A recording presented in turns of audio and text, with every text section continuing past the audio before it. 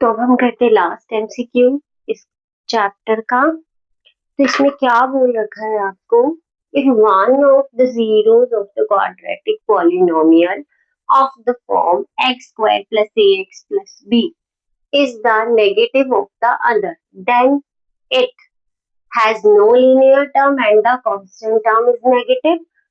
B has no linear term and the constant term is positive. C can have a linear term but the constant term is negative. Can have a linear term but the constant term is positive. तो आपको बोला क्या गया है कि एक zero जो है इस क्वाड्रेटिक पॉलिनोमियल की वो नेगेटिव ऑफ द अदर है। समझ में आ रहा है? सपोज हम अल्फा बीटा मान रहे हैं तो एक अल्फा ले ली तो बीटा जो है नेगेटिव ऑफ द अल्फा है। ठीक है, तो आपको सॉल्व करके बताना है इन चारों में से कौन सी ऑप्शन सही आएगी। नो लीनियर टर्म का मतलब क्या है, ये गायब हो जाएगा। इसकी वैल्यू क्या आने वाली है, ए की वैल्यू क्या आएगी यहाँ से, ए क्या हो जाएगा आपका यहाँ से जीरो हो जाएगा। Got it? तो ये कोई लीनियर टर्म बचेगी ही नहीं यहाँ पे हमारे पास। तो नो लीनियर टर्म का मतलब ये है। कांस्टेंट टर्म कौन सी है, ये वाली है, बी है।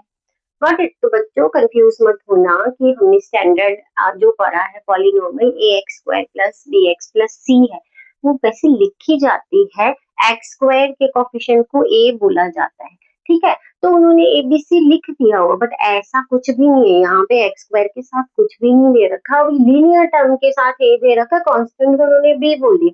तो ये आगे पीछे हम कर सकते हैं बट वो वैसे एबीसी में हमने लिखा हुआ है उसे, हम इसे p x square plus q x plus r भी लिख सकते हैं। ठीक है, स्टैंडर्ड मतलब ये क्वाड्रेटिक टर्म होनी चाहिए, उसमें एक लीनियर टर्म होनी चाहिए, इनके साथ हम कुछ भी अल्फाबेट्स लगा सकते हैं। Got it?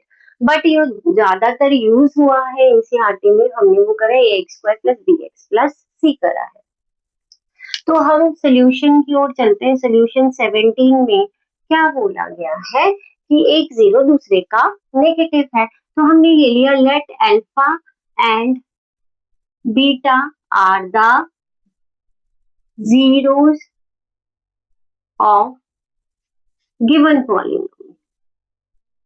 हमने गिवन पॉलिनोमियल की जीरोस को मान लिया अल्फा एंड बीटा।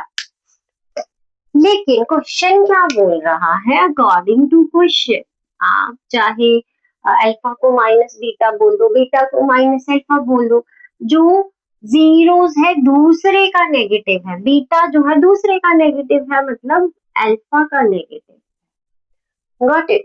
तो आपके पास दो जीरोस आ गए, अब अल्फा और माइनस अल्फा हो गए आपके पास। तो सबसे पहले हम सम निकालेंगे। तो we know that alpha plus beta जो रहता है that is minus b over a. तो अल्फा प्लस बीटा, अल्फा तो अल्फा ही है लेकिन बीटा की जगह क्या रख देंगे, माइनस अल्फा रख देंगे। एक माइनस यहाँ से आ रहा है, बी क्या है यहाँ पर, ए है, तो हमने ए लिख दिया। ए क्या है, एक्स स्क्वायर का कोफिशिएंट 1 ही है। तो यहाँ पे जब हमने इसको ओपन किया प्लस माइनस माइनस अल्फा तो माइनस ए, तो ये आ गया जीरो माइनस ए, तो इट इम्प्लाइज माइनस ए क्या आ गया जीरो, तो इट इम्प्लाइज ए क्या हो गया आपका जीरो हो गया। तो ए भाई किसका कोफिशिएंट है, एक्स का, लीनियर टर्म में आ रहा है ए, तो मतलब नो लीनियर टर्म है। तो मतलब ये ऑप्शन हो सकती है, ये ऑप्शन हो सकती है, दोनों ही बाहर है। ठीक है, इस दोनों में बता रहे हैं हैव अ लीनियर टर्म, इन दोनों में से कोई एक ऑप्शन आने वाला है। अब हम क्या करेंगे, अब हम निकालेंगे प्रोडक्ट। ठीक है, अल्फा इंटू बीटा क्या होता है आपके पास, सी ओवर ए होता है, एक अल्फा है और दूसरा क्या है, माइनस अल्फा है। Got it? तो ये आ गया, सी क्या है यहाँ पर, कांस्टेंट क्या है, बी है, तो यहाँ पर एक ही माइनस है, तो अल्फा स्क्वायर किसके इक्वल आ गया, बी के। Got it? अल्फा स्क्वायर क्या आ गया आपका, बी के इक्वल हो गया। तो बच्चा ये एक ही माइनस साइन है, आगे है, इसमें और इसमें बहुत फर्क है।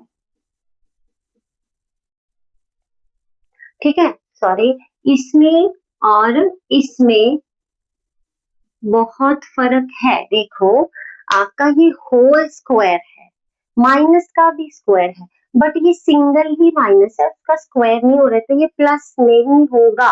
तो अगर आप लिखो देखोगे यहाँ पर बी क्या आ गया, माइनस अल्फा स्क्वायर आ गया। जो बी की वैल्यू आएगी, यहाँ चाहे 2 है, 3 है, 3 3 9, पर माइनस आएगा ही आएगा यहाँ पर। तो बी क्या है, कांस्टेंट है। तो कांस्टेंट क्या हो गया, बी आपका कांस्टेंट है। ठीक है, ये क्या है आपका constant, constant is negative here, got it.